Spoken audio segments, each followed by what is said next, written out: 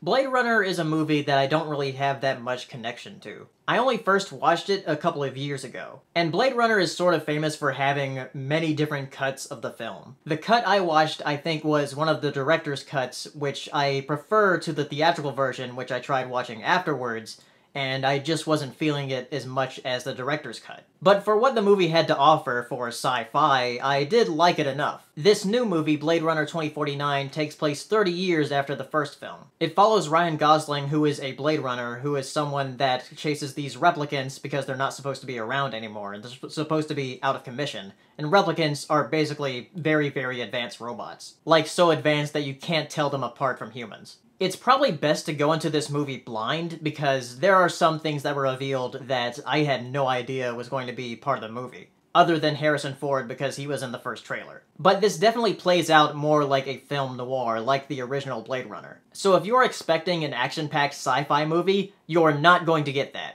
I'm not sure why you would expect that, because Blade Runner isn't really known as that kind of movie. What it's really good at is world building, and there's a lot of shots where you could actually feel like you're in this world. Though it is one of its faults because it likes to linger on some shots for a bit too long. And the score of this movie is actually very, very loud. During one of the slower scenes, I decided to go to the bathroom, and I could still hear it from the bathroom, even though I was outside of the theater. I try not to get up to go pee during a movie because I want to see the entire thing, but this one was testing me a little bit because it's very, very long. It didn't help that I felt a bit bloated that day, so I knew I was going to have to go to the bathroom. Luckily, some of the shots are very long, so I didn't really miss much. There's a lot of people making the joke of Blade Runner 2049 more like Blade Runner 2 hours and 49 minutes, because it's almost that length. I did enjoy myself quite a bit though, even though the movie is pretty long and arduous. There was never a point that I felt bored by it, though I can understand that this movie is not going to be for everybody. I found it very interesting because it went into stuff with artificial intelligence, and I love that stuff. But if you're not into that kind of sci-fi, then you might be a little bit bored by this movie. It still looks gorgeous. It's one of the best looking movies this year. And that's thanks to Roger Deakins, who did the cinematography for this movie. This was also directed by the same guy that did Arrival and Sicario, two really good movies of the past couple of years. And if I were to choose anybody to do a sequel to Blade Runner, I probably would have chosen the guy that did Arrival. The movie isn't perfect by any means, there are some things I would change about it, but overall, my experience was positive. And there are a few prequel shorts that came out before the movie,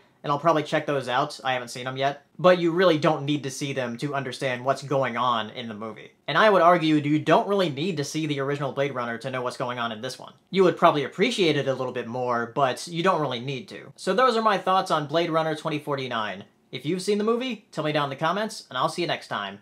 Bye.